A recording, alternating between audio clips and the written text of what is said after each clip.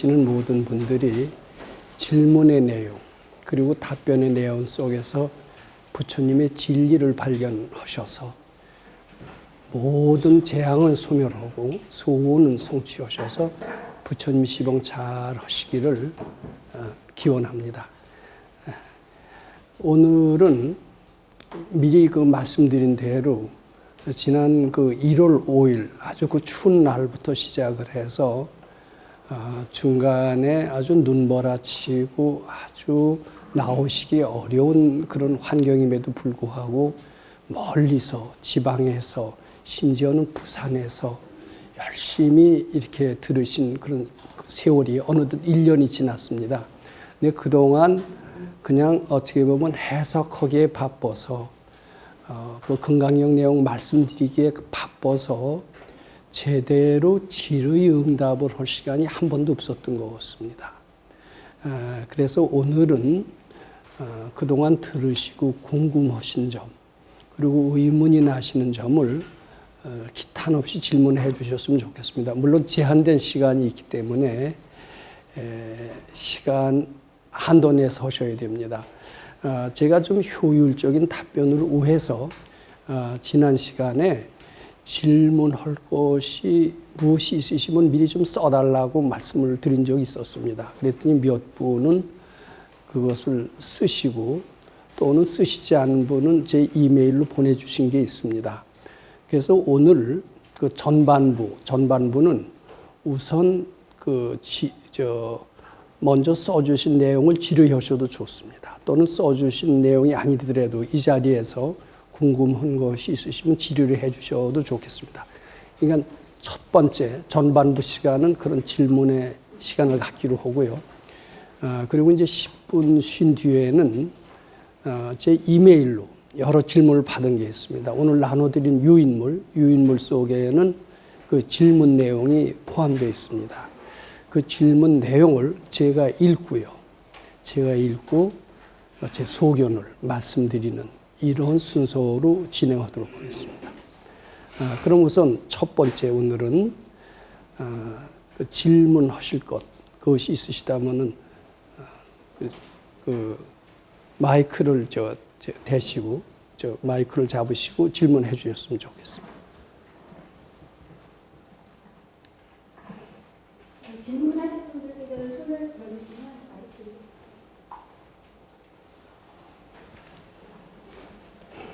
네, 안녕하세요. 네. 건강식 가르침을 이렇게 베풀어 주셔서 감사합니다.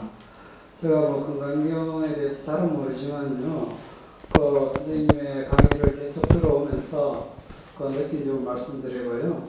가장 궁금한 점이 보면은 제8분 위벽출생분에 보면은 개종 차경출을 볼 때요, 모든 경우의 어머니인데 이 건강경만 공부하면은 다른 경을 공부 안 해도 되는지요?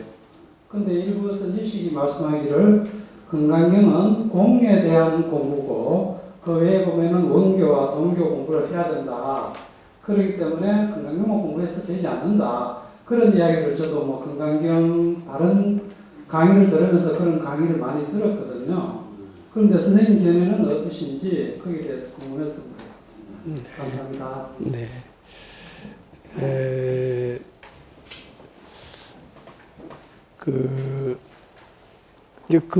불경의 이제 큰 스님들, 선사님들이 자주 하시는 그 화두 내용에 이런 게 있습니다.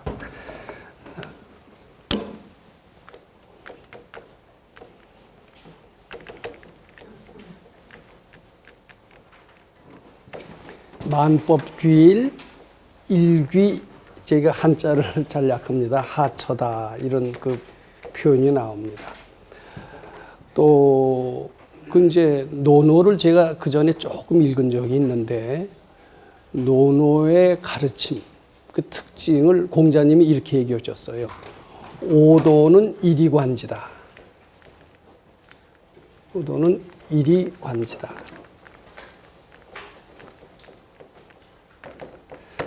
그런 표현이 나옵니다. 저는 자연과학을 조금 공부를 한 적도 있었습니다. 즉 이런 서양의 학문, 동양의 학문이 가히 공통적인 게 있는 것 같습니다. 즉 하나의 핵심적인 내용만 잘 깨친다라면은 모든 것을 다 통할 수 있다라는 그런 어떤 공통점이 있는 것 같습니다. 부처님께서 84,000 대장경 수많은 법문을 얘기하셨다라고 하지만은 그것은 하나만 깨치면은 84,000 대장경을 다 이해할 수 있게끔 그렇게 돼 있는 것으로 알고 있습니다. 또 그렇게 돼야만 됩니다. 불법도 그렇고 공자님의 이런 표현 속에서도 하나를 깨치면은 다 안다라는 그런 표현이 담겨 있습니다. 원각경 같은 데는 일통이면 다통이다. 이런 표현이 또 나와 있습니다. 하나만 통하면 모든 것이 통한다. 서양 학문도 마찬가지일 것 같습니다. 어떤 핵심적인 난제, 요 문제만 풀린다 하면 나머지 주변 문제는 쉽게 풀리는 것을 우리는 종종 경험을 합니다. 마찬가지로 부처님이 49년 동안 수많은 법문을 해석하셨다라고 하지만은 부처님을 배우기 위해서 8만 대장경을 다 공부해야 될 필요가 있다라고 보지 않습니다. 일찍이 밝은 선지식은, 특히 해능대사 같은 선지식은 금강경만 잘하면 된다라고 말씀하셨습니다. 또 저는 그런 막연한 이야기를 듣기는 했습니다만 실제로 한번 금강경 공부를 해본 적이 있었습니다. 해봤더니 제 생각에도 역시 금강경 공부만 하면은 다른 것 할 필요 없이 다 될 수 있다라는 것을 그렇게 느끼고요. 그런 정도로 서로 상호 관계가 있다라는 것을 알게 됐습니다. 특히 왜 금강경만 알면은 다 되느냐? 또 금강경 8분에 일체 재불과 급재불 안옥따라 삼약삼벌이법이 이 경을 통해서 나왔다는 표현이 왜 나왔느냐? 이제 금강경의 가르침이라는 것은 그 핵심을 제가 여기서 여러 번 말씀드렸습니다만은 그 실무유법 이런 표현이 자주 나옵니다. 실무유법. 또 실무중생 득멸도자라는 표현이 자주 나옵니다. 이런 가르침에서 화엄경의 핵심인 일체유심조의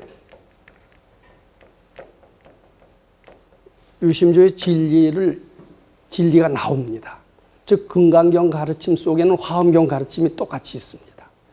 화엄경 가르침 그것과 금강경 가르침이 둘이 아니다라는 겁니다. 또 요 속에는 공의 진리도 있습니다. 결론적으로 말씀드린다면 우리는 일체유심조나 공의 진리, 즉 실무유법의 진리를 통해서 이 세상을 몰랐다가 즉 무지의 상태였다가 지혜의 상태로 바뀌게 되는 겁니다.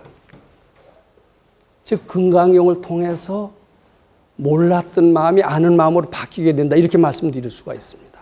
부처님이라는 게 뭡니까? 아는 분입니다. 다 아는 분입니다. 금강경을 통해서 다 안다라면 그리고 하나만 알면 다 알게끔 되어 있는 것 같습니다. 마치 높은 산에 올라가면 가까이 있는 것만 보이는 게 아니라 먼 데 있는 거 다 보이듯이 다 알게 되어 있는 것 같습니다. 또 다 알아야 도인입니다. 먹고 사는 깨달음의 길을도 알 뿐만 아니라 먹고 사는 것도 알아야 되고 또 그리고 정치만 알아야 되는 게 아니라 경제도 알아야 되고 과학도 알아야 된다라고 이렇게 생각을 합니다. 저는 금강경 공부를 통해 잘만 한다라면은 깨달음의 길에도 도인이 되지만은 다른 모든 분야에 있어서도 다 달인이 될 수 있다라는 그런 믿음을 가지게 됐고 따라서 금강경 하나만 하면은 다 된다.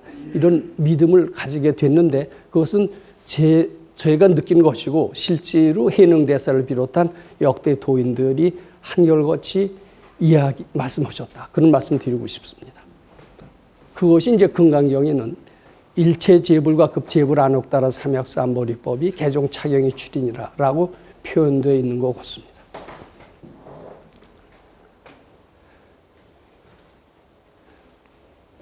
예.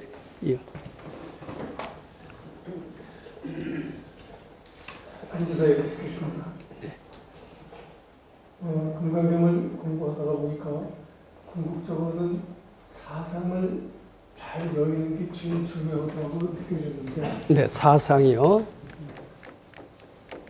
사실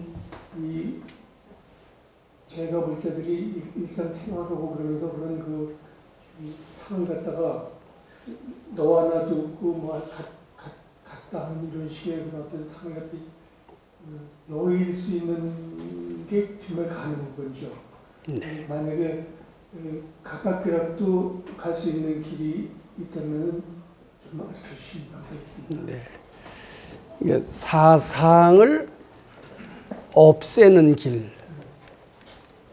길이 있는지 이제 그런 그 질문이신 것 같습니다. 근데 우선 사상을 없애는 길을 물으셨는데 이제 사상을 없애는 길을 답변하기에 앞서서 사상이 무엇인가를 좀 설명을 우선 드려야 될 것 같습니다. 사상은 금강경에 표현된 것처럼 아상,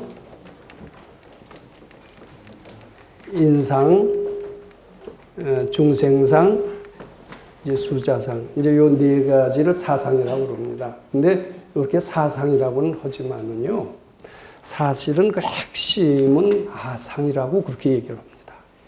내가 있으니까 너가 있죠. 내가 없는 너가 없습니다. 그리고 중생상, 수자상은 여러 설명이 있습니다만은 요 인상에서 갈라진 것이 중생상, 수자상이라고 그럽니다. 이게 말이 사상이지 그 핵심적인 뿌리 하나만은 아상이다. 이렇게 말씀드릴 수가 있습니다. 그러니까 사상을 없애는 게 있느냐 이런 질문은 아상을 과연 없앨 수가 있느냐 뭐 이런 질문이나 마찬가지다. 저는 이렇게 이해를 합니다. 그런데 이 아상 즉 나라는 겁니다. 나라는 것이 분명히 있는 것 같은데 이 불교에서는 무아라는 표현을 씁니다. 무아. 이 무아를 이해하기 굉장히 어렵다라고 얘기를 합니다. 내가 꼭 있는 것 같아요. 나만 있는 게 아니라 주위에 색성향 미촉법이 다 있는 것 같습니다. 색성향 미촉법. 나도 있고요. 색성향 미촉법도 있고요. 오온도 있고요. 오온이 뭡니까? 색수상행식이죠. 이게 다 있는 것처럼 우리 눈에는 분명히 보입니다. 근데 우리 반야심경을 많이 들어서 알고 계십니다만 반야심경에는 온, 개, 공 이게 다 공이라고 그랬고요. 무색성향 미촉법이다 이런 표현이 나옵니다. 우리 눈에는 분명히 색도 보이고 소리도 보이고 이게 다 보이지만은 반야심경이 뭐라고 그랬습니까? 색성향 미촉법은 없다 이렇게 얘기를 했어요. 왜 우리 눈에는 있는데 없다라고 그렇게 부처님은 말씀하셨을까? 근데 우리 눈에는 분명히 있는 것처럼 보입니다. 내가 있는 것처럼 보입니다. 근데 발근이, 즉 부처님의 눈에는요, 나라는 게 있다고 느껴지시지 않는가 봐요.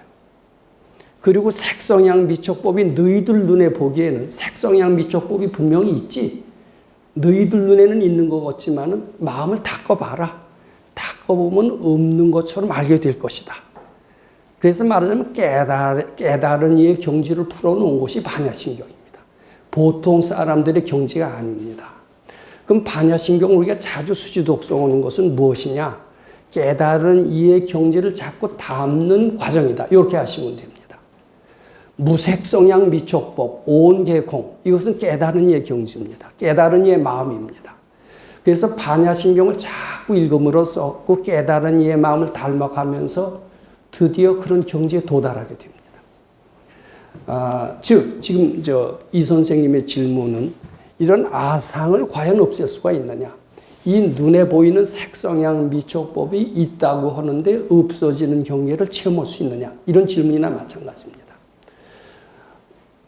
근데 이것을 실제로 체험할 수 있다라고 부처님께서는 말씀하십니다.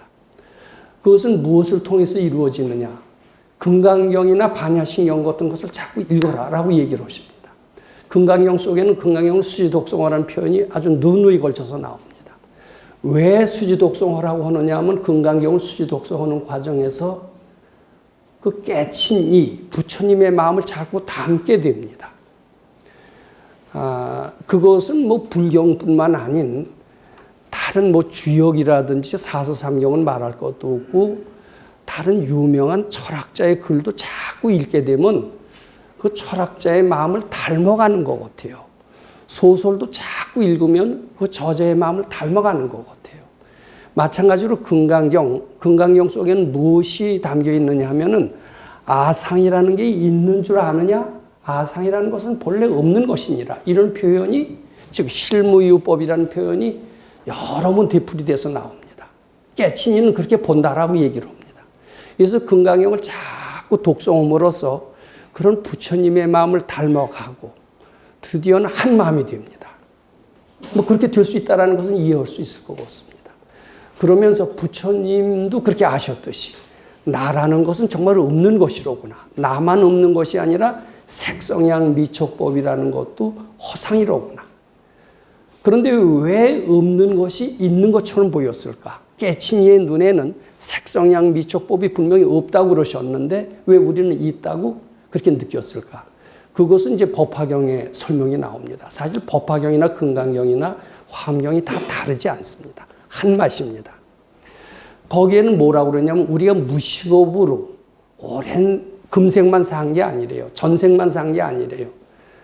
오래전부터 수억만 생 쭉 살아오면서 죄를 많이 지었던가 봅니다. 살생도 하고 도둑질도 하고 나쁜 짓 많이 해서 그런 안 좋은 정보들이 우리 두뇌 속에 꽉 차 있다라는 겁니다.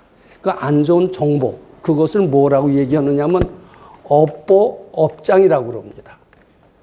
안 좋은 정보들입니다. 살생했다라는 불쾌한 추억, 도둑질하고 또 뺏겼다라는 이런 불쾌한 느낌, 이런 정보로 가득 차 있고 그런 것들이 우리 지혜의 눈을 멀게 했다라는 겁니다.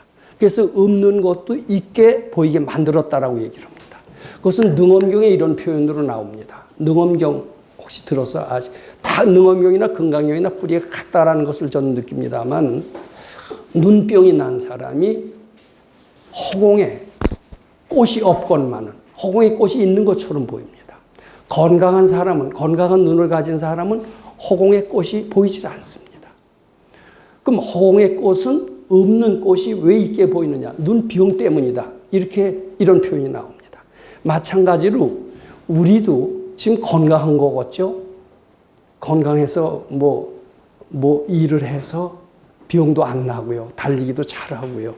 그리고 기분도 좋고요. 우리 건강하다라고 그렇게 생각을 합니다. 근데 부처님이 보시기에는 아주 병적 상태에 있다라고 보시는 겁니다. 몸이 아파서 병이 아닙니다. 정신적으로 멍들어 있다라는 겁니다. 쉽게 말하면 각종 선입견에 사로잡혀서 제정신 못 차리고 있다라는 그런 뜻이 됩니다. 그런 말하자면 선입견이나 이런 데 사로잡혀서 정신이 멍들어서 정신이 병들어서 실질은 없는 것을 있게끔 보게 되었다라는 겁니다. 마치 눈병 들은 사람이 허공에 꽃이 없건만 꽃이 있는 것처럼 보듯이 우리도 언젠가부터 오랫동안 살면서 각종 나쁜 정보에 의해서 두뇌가 이상한 식으로 변질이 돼서 없던 것이 있던 것처럼 보인다는 겁니다. 나라는 것도 본래 없었던 건데 우리는 분명히 나가 있는 것처럼 느낍니다. 근데 그것도 무식업으로 지은 업보나 업장 때문에 나가 있게 느껴졌고 내가 있음으로써 색성양 미촉법도 있게 느껴졌다라는 겁니다. 그래서 우리가 죄업을 참여할 필요를 느끼는 겁니다. 참여를 하다가 내가 죄가 이렇게 많으니까 이렇게 고통도 많고 무지도 많고 무능도 많구나. 이런 표현은 정확한 표현입니다. 그래서 죄를 참여하려고 합니다. 수도라는 것은 말하자면 죄의 참여 과정입니다. 삼천배 하는 것도 죄의 참여 과정입니다. 근데 금강경에서는 뭐냐면 참회 갖고서는 안 된다는 거예요. 이 죄라는 게 본래 없는 것을 깨치라는 겁니다. 참회하고 절을 100만 번 해도 안 된다는 겁니다. 금강경의 핵심은 그게 본래 착각이고 없는 것만 알면 바로 그 자리에서 부처와 똑같은 본래 내가 없는 이것을 깨친다라는 겁니다. 다시 이제 정리해서 말씀드리겠습니다. 아상이라는 것을 없앨 수 있느냐? 저는 아상이 본래 없다라고 말씀하시는 부처님의 말씀, 이 말씀을 믿고 금강경을 부지런히 수지독송해서 부처님을 닮으려고 노력을 한다면 결국은 부처님과 똑같이 아상이 없고 그리고 나와 부처가 둘이 아니라는 이런 진리를 깨쳐서 자유로워지고 능력이 있어지고 그리고 영원한 삶을 사는 존재가 될 수 있다라고 그렇게 보는 겁니다. 예.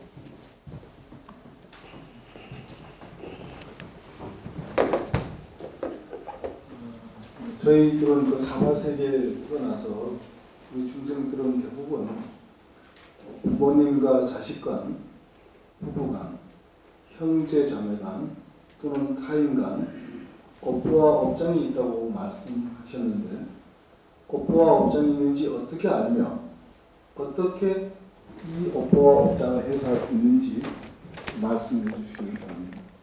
어떻게 업보와 업장이 있는 줄 아는가? 이거 첫 번째 질문이고요. 두 번째는 어떻게 해소할 수 있는가요?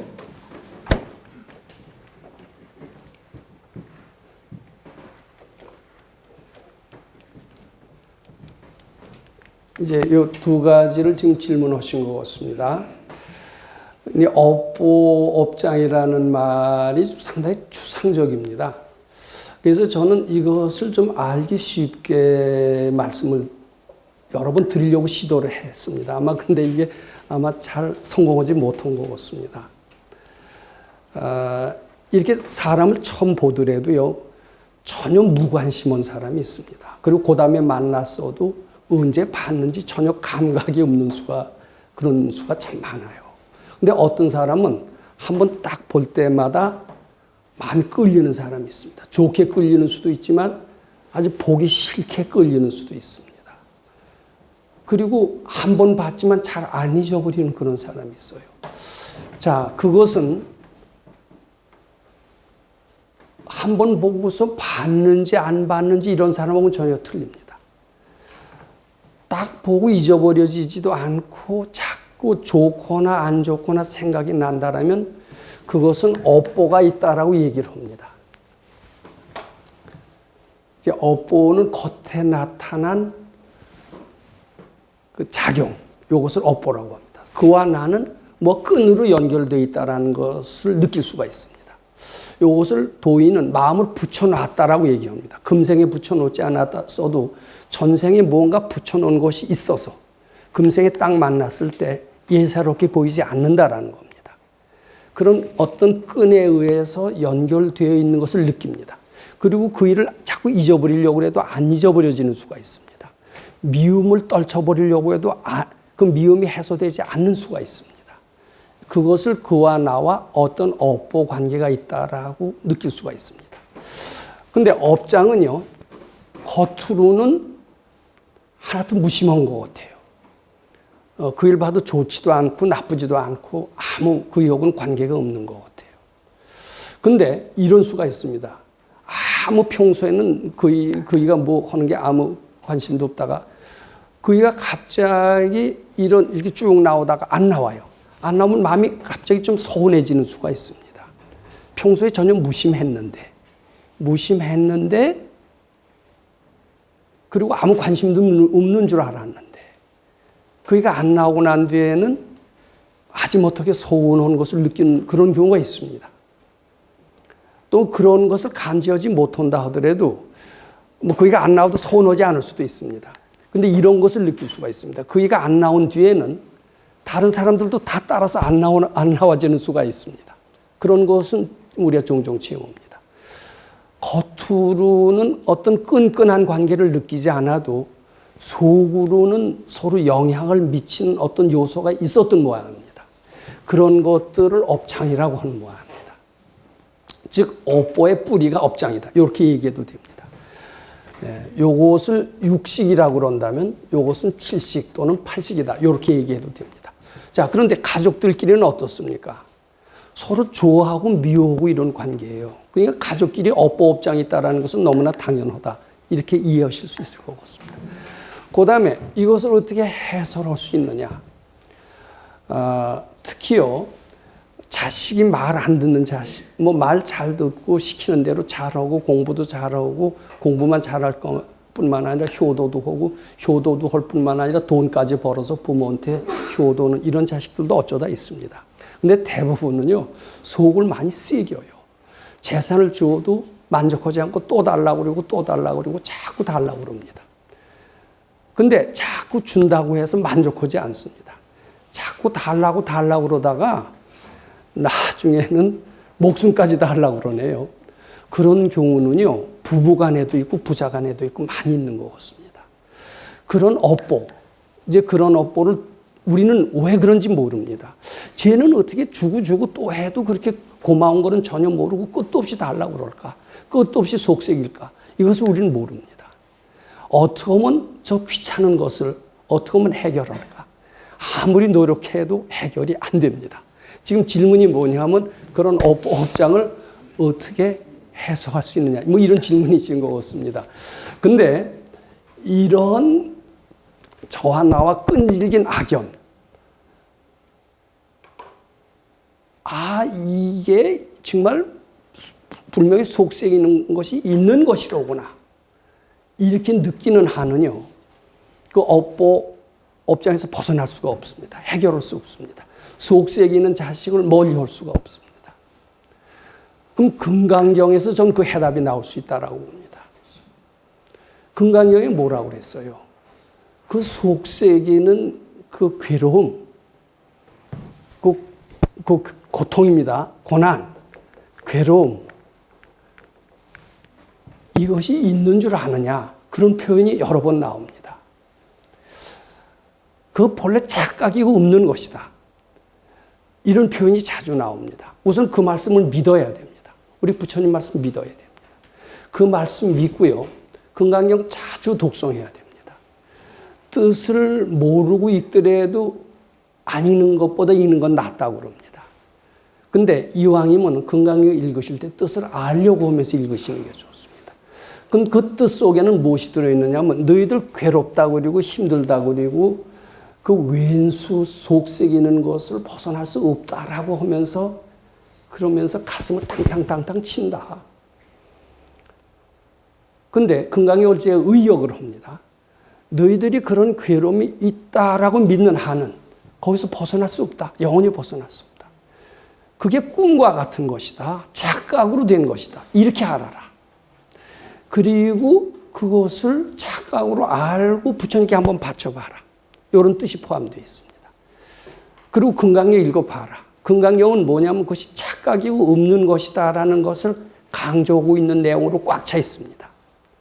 그래서 금강경만 제대로 읽고 나도요, 시원해져요. 시원해지는데 거기다 뭐를 더 플러스 시키면 더 시원해지는 줄 아세요? 그냥 금강경만 읽어서는 약하고요. 부처님을 절대 공경하는 마음, 믿는 마음과 공경심을 내면서 그 말씀을 읽는다라면요, 이런 업보에서 벗어날 수 있는 것 같습니다. 제가 이 자리에서 여러 번 저와 저희 어머니의 관계를 말씀드린 적이 있었습니다. 저는 사녀 일남의 외아들이었고 특히 어머니하고 아버지하고 사이가 안 좋았고 어렸을 때 제가 말도 잘 듣고 그래서 어머니의 나에 대한 사랑은 거의 절대였습니다. 내가 죽는다 그러면 따라 죽을 정도로 우리 어머니와 나는 아주 딱 끈끈한 관계로 이렇게 묶여 있었습니다. 내가 죽으면 따라서 죽는, 둘이 아닌, 이게 좋은 관계인지 나쁜 관계인지 모르겠습니다. 그러던 사이에 제가 딱 출가를 했네요. 그러니까 우리 어머니는 가슴이 무너지는 겁니다. 근데 왜 출가를 안 하냐? 제 출가를 안 했다면 우리 어머니하고 끈끈한 관계에서 영원히 못 벗어났을 겁니다. 그러면서 이 끈끈한 것은 집착입니다. 지혜의 말살입니다. 저는 더 깜깜한 사람이 됐을 거고 더 병약한 사람이 됐을 거고 그리고 무능한 사람이 됐을 겁니다. 제가 왜 출가를 했느냐? 아마 도인의 어떻게 보면 보이지 않는 지시가 있었는데 얘가 저희 어머니와 같은 그런 어떻게 보면 뭐 아름다운 관계처럼 보일지도 모릅니다만 그런 식으로 그런 업보 속에서 살았다가는 얘는 제명에 살지도 못하고 깜깜해지고 참 어떻게 보면 바람직하지 못한 엉엉 울다가 그냥 처량하게 세상을 떠나는 그런 삶을 살다가 가겠다. 이렇게만 느끼셨던 것 같아요. 얘는 출가해서 금강경 공부를 해야 되겠다. 이렇게 봤던 것 같습니다. 얘 처음에 출가했을 땐 저희 어머니가 굉장히 불쌍하게 생각을 했고요. 공부고 뭐고 다 때려치고 달려가고 싶었습니다. 그게 말하자면 업보의 줄에 끌려서 가는 겁니다. 실제로 그렇게 간 사람들 많이 있습니다. 가봐야 별 볼 일 없습니다. 근데 저는 금강경 읽으면서 그 어머니에 대한 사랑이 본래 없다라는 그런 가르침을 갖고 금강경 읽고 또 읽고 바치고 또 바쳤습니다.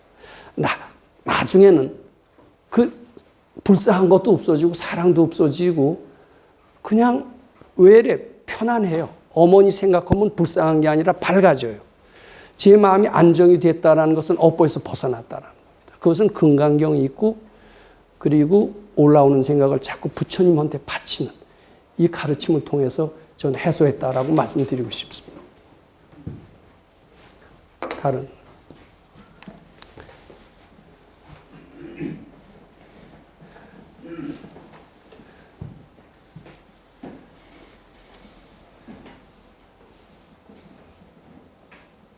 먼저 질문을 하기 전에 오늘 질문을 할 수 있도록 좋은 시간을 만들어 주신 목사님께 진심으로 감사드립니다. 저는 그 가끔 하심정은 방문한 적이 있으나 원당에 있는 바른법 연구원에는 가본 적이 없었는데 최근에 한번 방문을 했습니다. 그래서 원당의 바른법 연구원에 쭉 둘러보니까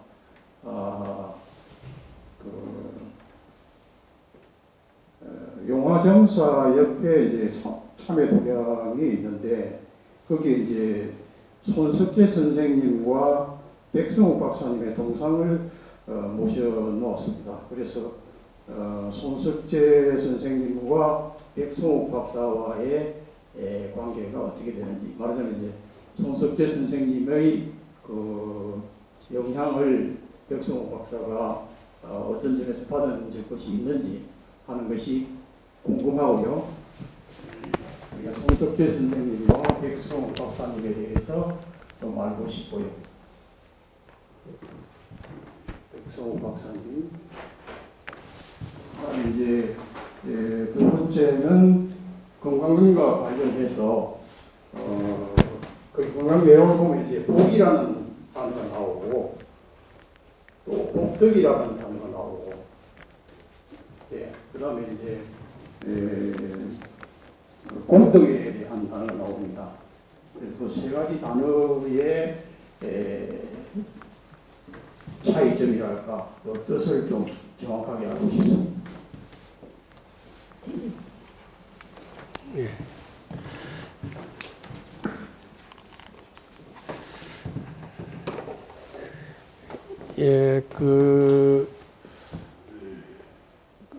부처님이 우리 서가모니 부처님 한 분만 계신 걸로 우리는 알기 쉽습니다. 그런데 이제 금강경을 보면은 서가모니 부처님 이전에 연등불이라고 하는 부처님도 아마 계셨던 모양이고, 또 우리 아미타불 소리를 자주 듣듯이 아미타 부처님도 아마 계셨던 모양입니다. 그 말고도 불경을 보면 수많은 부처님이 등장을 합니다. 그럼 우리 가끔 이런 생각을 합니다. 부처님 중에서도 제일 먼저 되신 부처님이 아마 있을 것이다. 그 부처님은 누굴까? 뭐 이게 호기심이죠. 근데 그런 부처님이 있었던가 봐요. 그 경전이 아니라 그 조사 어록에 나오는 그런 표현인데 이렇게 쓰는 것 같습니다. 위, 왕, 불. 이 위음왕불이라는 부처님이 모든 부처님 중에서도 가장 최초의 부처님이다라는 그런 표현이 불경 속에 등장을 합니다. 그리고 또 무슨 얘기가 등장하냐면 이 위임왕불은 최초로 부처님이 되셨기 때문에 그때 이 부처님이 되실 당시에는 이분보다 더 나은 분이 없었다라는 얘기가 됩니다. 즉 이분은 스승이 없이 혼자서 깨치신 분이래요. 그런데 이제 그 조사의 말씀에 그 쭉 나오는 것을 보면 위임왕불 이후로는 스승 없이 깨친 사람은 하나도 없답니다. 즉 깨달음의 필수 요건은 선지식이 꼭 필요하다라는 겁니다. 선지식.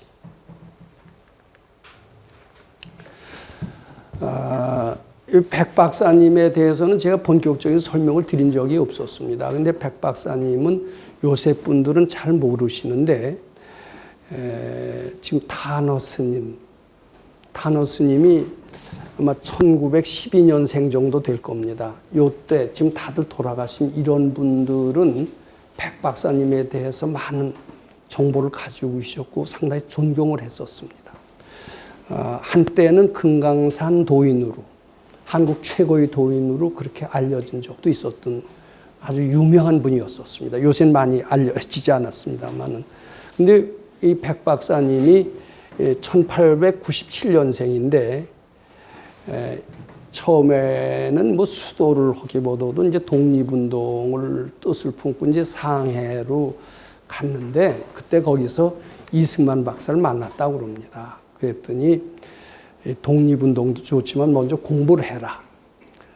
근데 이 박사가 굉장히 점잖더래요. 그때 이승만 박사는 이미 미국에서 학위를 한 사람입니다.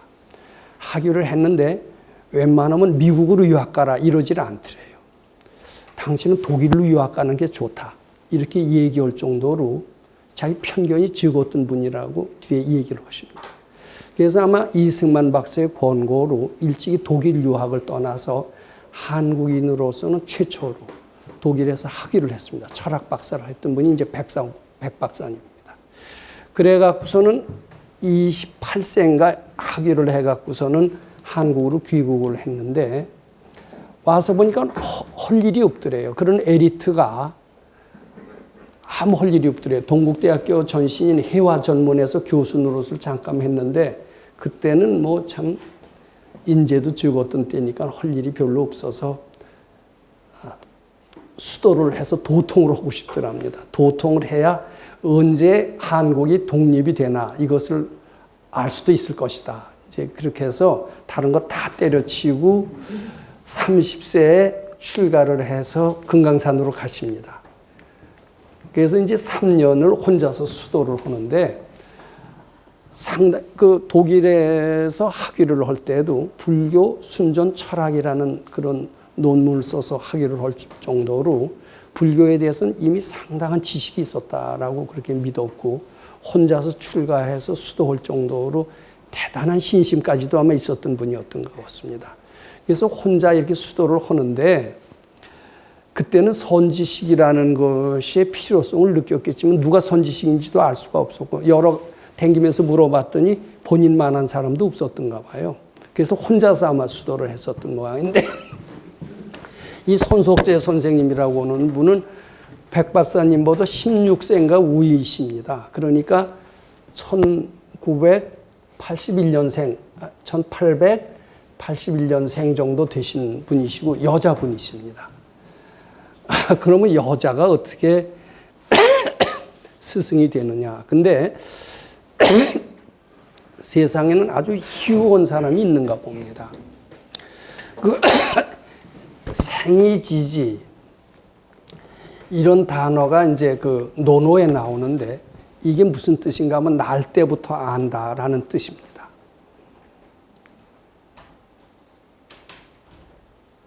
날 때부터 아는 사람이 있었나 봐요.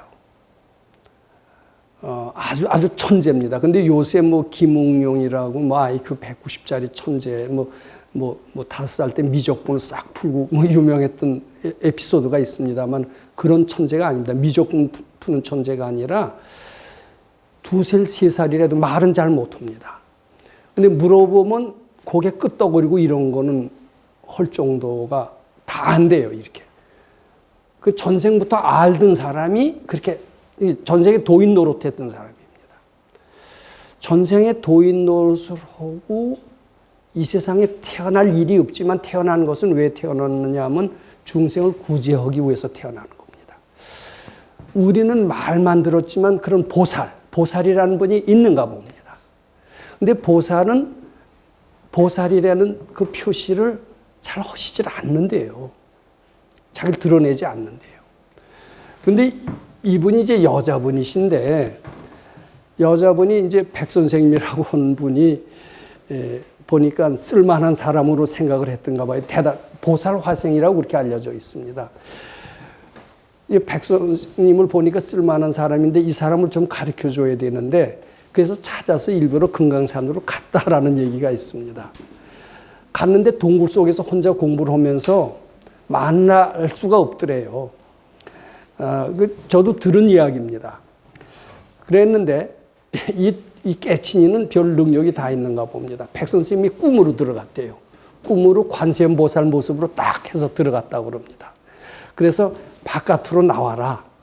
관세음보살 모습으로 딱 들어가서 이제 금강산 장안사라고 있습니다. 장안사로 나와라. 이렇게 꿈속으로 들어가서 얘기했는데 백 선생님은 꿈속에 관세음보살이 이제 보통 사람은 꿈속에 관세음보살이 나타나서 장안사로 와라 그러면 야, 이 관세음보살이 정말 뭐 나한테 이렇게 왕림하셔서 나한테 좋은 기세를 내리셔서 나오시라고 하니까 얼씨고 오고 갔겠죠. 근데 백 선생님 그것은 마음의 허상이다라고 보고 전혀 움직이시질 않았답니다.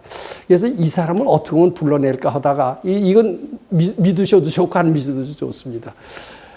진해로 변했대요. 그럴 수가 있나 봐요. 진해로 변해서 백 선생님이 공부하시는 동굴 속으로 들어가서 이 물었답니다. 여기는 물으니까 독이 퍼진 거예요. 그러니까 안 나오실 수가 없어요. 그래서 장안사로 나왔는데 이 손 선생님이 보통 분이 아니시랍니다. 그 에피소드가 굉장히 많아요. 장안사에 딱 나오니까 장안사 넓은 마당에다가 불고기 파티를 했다라는 겁니다. 그러니까 백 선생님이 이제 이렇게 진해에 물려서 이게 나오니까 이 신성한 장안사에 불고기 파티를 하는 게 있으니까 굉장히 불쾌하셨겠죠. 이게 웬일이냐 그랬더니 웬 여자가 와서 이렇게 파티를 합니다. 내가 가서 좀 혼 좀 내줘야 되겠다라고 가서 보니까 여자니까 별 볼 일 없이 무시했던가 봐요. 그때 한국인 최초의 철학 박사라고 해서 자존심이 대단했다고 그럽니다. 백 박사의 말로는. 그때 박사가 얼마나 귀했는지 뭐냐 하면 백 박사님보다 12살 위입니다. 1880 장택상 씨라고 하는 분이 있습니다. 영국에서 석사를 했어요. 석사도 귀해서 총독이 마중 나갔을 정도로 석사가 귀했던 시절이었던 모양입니다. 근데 백 박사는 그보다 12년 후지만 박사라고 그러면 미국 박사는 많아도 그땐 미국 못지않게 독일을 알아줬던 시대였기 때문에 프라이드가 대단했대요. 최초의 박사다. 근데 웬 여자가 와서 불고기 파티를 하니까 뭐 우습게 보고 그냥 당신 웬 헛개비가 와서 이렇게 불고기 파티를 하냐 뭔지 이랬던가 봅니다. 근데 그 손석재 선생님은 잘 됐다라는 거예요. 자기 꽤 말려들었다고 보시고서 대답을 하는데 만만치가 않거든요. 여자인데 만만치가 않으니까 계속 물으니까 뭐 다 대답을 하더래요. 근데 믿어지질 않으니까 증거를 대쇼 아마 이랬던가 봐요. 그래 증거 대준다. 그럼 같이 중국으로 가자. 그래서 중국으로 갔답니다. 여기에 증거가 있다. 근데 그 문이 열리질 않았답니다. 문이 열리질 않는데 거기 두 분이 갔대요. 손 선생님이라고 부릅니다. 손석재 선생님을. 손 선생님하고 백 선생님하고 백 선생님은 학문을 하신 분이니까 증거를 대셔 그랬더니 그 증거는 여기 있다 그래갖고 같이 간 게 중국의 어느 절이랍니다. 절을 딱 갔는데 절 앞에 뱀이 쫙 깔렸더래요. 뱀이 쫙 깔리니까 손 선생님은 하나도 겁을 안 내는데 백 박사님은 뱀이 쫙 깔리니까 굉장히 겁을 내니까 이봐 이렇게 뱀도 두려워하면서 나한테 따져 이러니까 그대로 그냥 꼼짝 못했는데 그 손 선생님이라는 분이 뭐 주문으로 하니까 뱀이 쫙 없어지더래요. 그게 거기서 기선을 제압당했죠. 그래서 또 따라갔대요. 이건 뭐 믿으셔도 좋고 안 믿으셔도 좋습니다. 근데 세상에 이런 분이 있는가 봅니다. 그래갖고서는 그 문을 갔더니 문이 또 잠겼더래요. 어떻게 여느냐? 못 열어요. 이것도 못 열면서 먹으면서 계속 핀잔을 주는 겁니다. 근데 손 선생님이 주문을 하니까 그 문이 탁 열리더래요. 그래서 문을 열고 들어갔더니 거기 뭐 서류가 있는데 딱 꺼내서 보니까 손 선생님이 얘기한 게 아주 옳더라는 겁니다. 그래서 그 뒤부터는요, 여자라고 무시하는 것은 완전히 없어지고요, 완전히 제자가 된 거예요. 어느 정도 제자가 됐느냐 하면은요, 제가 압니다. 백 선생님이 일생을 독신으로 지내셨는데, 해방 전입니다. 3년을. 백 선생님은 도남동에서 사셨고 그리고 손 선생님은 해화동에서 사셨다고 그래요. 새벽에 3년을 매일 목욕 제기하고 통금이 있었으니까 통금 끝나자마자 새벽 3시만 되면 3시인가 4시가 되면 손 선생님한테 쫙 찾아가서 법문 듣고 그랬다고 그럽니다. 이때 이미 백 선생님이 50이 돼서 상당히 수준이 높았건만 그렇게 스승을 절대로 모셨다고 그럽니다. 한 번은 6.25 때 피난 갔었을 때 얘기를 제가 들었습니다. 백 선생님이 이미 내무장관을 하셨기 때문에 부산으로 피난 갔어도 관사가 있었다고 그럽니다. 관사가 있었고 손 선생님은 거기 어떤 그 밑에 제자의 집에 살았다고 그래요. 그때 추운 겨울이었습니다. 6.25 피난 나고. 추운 겨울에도 이 백 선생님은 매일 새벽에 손 선생님을 찾아왔다고 그럽니다. 찾아와서 어떻게 원한가 봤더니 똑같이 삼배를 드리더래요. 근데 요새는 어떻습니까? 선승들은 스승이 뭐라고 법문하면 밑에서 스승의 법상을 싹 들어서 스승을 완전히 까무러치게 만들고 자기가 깨쳤다. 이 스승도 없는 시대가 요새 시대입니다. 근데 백 선생님은 이 손 선생님한테 완전히 복종을 했대요. 그러면서 6.25 피난 가서도 새벽마다 쭉 찾아와서 삼배 드리고 꼬박 그 16살 먹은 그 스승한테 삼배를 드리고 야단도 친대요. 그분이 이런 백 선생님 때 장관도 지내시고 뭐 지혜가 대단했는데도 야단을 치실 정도로 스승이었다고 그럽니다. 근데 그 나중에 저는 그걸 믿습니다. 선지식이 우유망불 이전에는 선지식이 없어도 깨쳐졌는데 그 뒤로는 선지식이 꼭 있어야 된답니다. 이게 손 선생님의 저겁니다. 그 다음에 지금 질문한 것이 복은 무엇이고 복덕은 무엇이고 공덕은 무엇이냐 이걸 물었습니다. 이 복이 뭐예요? 부드러운 게 복이다 이렇게 말씀드리고 싶습니다. 저 복이 많다 이렇게 얘기하죠. 돈에 대해서 부드러운 것은 돈복이 많은 겁니다. 사람에 대해서 부드러운 것은 인복이 많은 겁니다. 자, 모르는 것이 없어요. 그건 지식에 대해서 부드러운 겁니다. 저 이렇게 말씀드리고 싶습니다. 그런데 이 복은요, 상당히 일시적인 특성이 있습니다. 일시적입니다. 아무리 돈복이 있고 인복이 있어도요, 내생까지는 안 가는 그런 일시적인, 그러니까 그건 착한 일을 함으로써 이루어지는데 착한 일의 뿌리가 깊은 게 아닙니다. 그게 일시적인 특징이 있는 것이 이제 복이고요.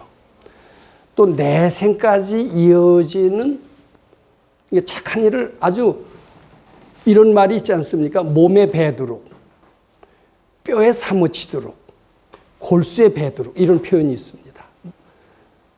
그냥 느끼는 것보다도 몸에 배는 게 더 깊죠. 몸에 배는 것보다 골수에 배는 게 더 깊습니다. 이게 복을 질 때 그냥 마음을 부드럽게 하는 정도로 복을 짓는 수가 있고요. 골수에 사무치도록 철저히 좋은 일을 하는 수가 있습니다. 그렇게 해서 얻어진 것이 복덕인데 이것은 내생까지 가져간다라고 합니다. 운명을 바꾸게 된다. 이렇게 말씀드립니다. 지금 뭐 김영삼 대통령이 얼마 전에 그 세상을 떠났습니다. 그이도 좋은 일을 했기 때문에 그런 대통령이 되는 복이 있었겠죠. 근데 내생까지 그 복을 가지고 갈까? 대개 대통령하고 임금을 하면요, 내생까지 거의 못 간대요. 내생은 거꾸로 떨어지는 수가 많다고 그럽니다. 근데 금생에 수도를 해가면서 좋은 일을 하는 사람은 대통령이 돼도 그 복이 여러 생까지 가지고 간다라고 그럽니다. 이게 즉 복의 뿌리가 더 깊은 것을 복덕이다 이렇게 말씀드리고 싶습니다. 그다음에 공덕은 뭐냐면 복의 뿌리가 깊어서 내생까지 가져가는 게 아니라 깨치는 거예요. 밝아지는 것. 그것을 공덕이다. 이렇게 말씀드리고 싶습니다. 이것을 저는 쉬운 표현으로 이렇게 말씀드리고자 합니다. 분별심, 즉 탐진치가 쉬는 것, 분별심이 쉬는 것을 복이라고 그럽니다. 즉 아상이 쉬는 것이 복입니다. 그 다음에 아상이 녹는 것은 복덕입니다. 근데 아상이 없어지는 것, 그것은 공덕이다. 이렇게 말씀드리고 싶습니다. 아상이 쉬더라도요. 여기서 착한 사람이 됐어요. 수도장에서는 아주 모범생이 됐습니다. 근데 밖에 나가서 사회생활을 하다 보니까 어느덧 악랄해질 수가 있습니다. 그것은 분별심이 악한 마음이 잠시 쉬었을 정도입니다. 금생의 한계를 못 벗어납니다. 근데 아상이 녹는 경우는 금생 내내 가고 내생까지도 어느 정도 갑니다. 근데 여러 생 가지 못해요. 근데 만약 아상이 없어졌다라면 이건 깨치는 경지입니다. 깨치는 경지가 돼서 세세생생 가져간다. 이렇게 이해하시면 어떨까 싶습니다.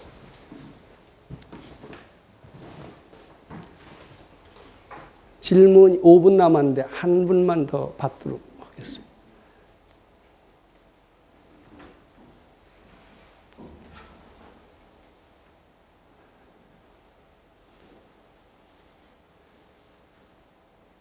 질문이 없으시면요, 10분을 쉬신 뒤에 제가 여기 질문을 사실 굉장히 많이 가져왔습니다. 한 10개쯤 받아놓은 게 있는데 10분 쉬신 뒤에 이 10개의 질문을 제가 읽어드리면서 거기에 대한 답변의 말씀을 드리도록 하겠습니다. 만약에 질문하실 것이 또 있으면 2부 때 그때 가서 또 하셔도 좋습니다. 우선 10분 동안 쉬도록 그렇게 하겠습니다.